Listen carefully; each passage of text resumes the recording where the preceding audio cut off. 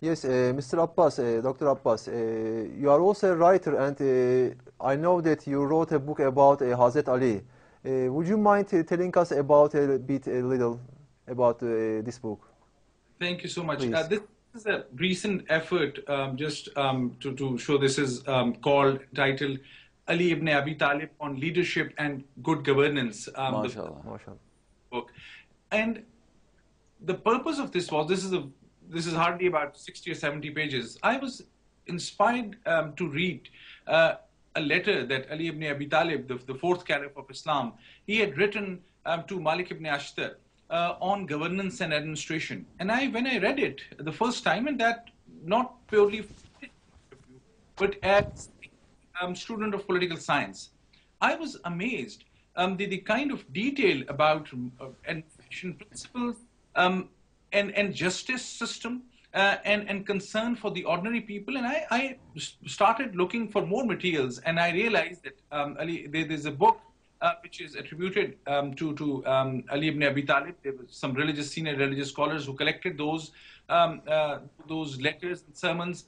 So I looked at Nahjul Balagha, and I was inspired to tell this to my students where I teach courses on Islam.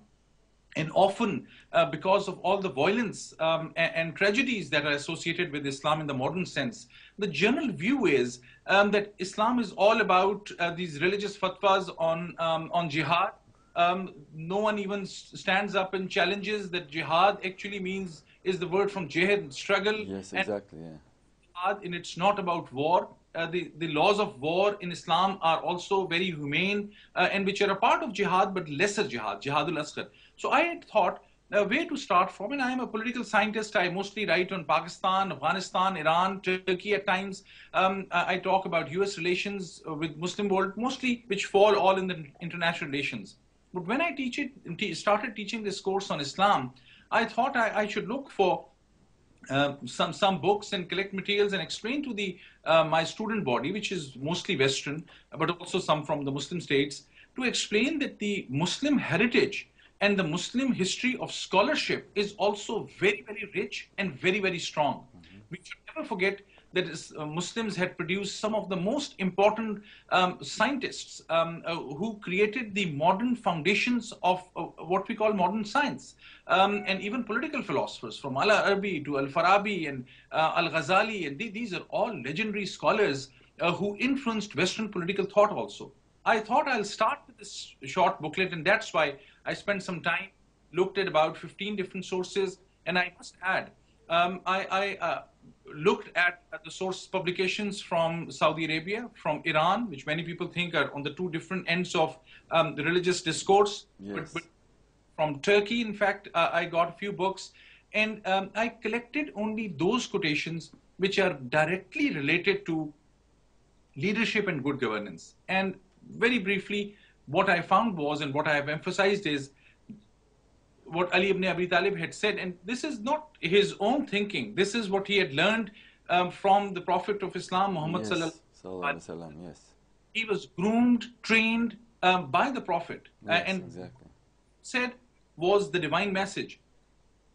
What was the principle which people often forget? Because within larger parts of the Muslim world, there still is a debate whether democracy is Islamic or not.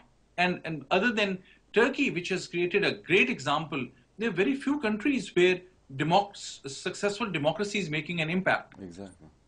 Ali ibn Abi Talib's message, and I'll be very brief, and it said, leader has to be elected or selected, but he is not using the word elected or selected. He's just saying leader has to be accountable.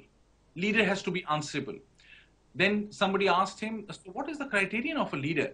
And he said, the most competent and the most knowledgeable among you should be the leader. Inshallah. He was asked how to establish a system of governance. He said, through justice. Inshallah. Equity and equity is different from equality. Unless there's equity and justice,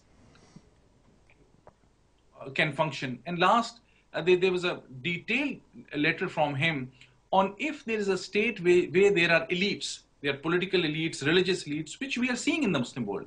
Any country where there is this religious come political elite which defines laws and which influence policies, that is a destructive path to governance. Exactly. Because welfare of the ordinary people is at the heart of a governance model.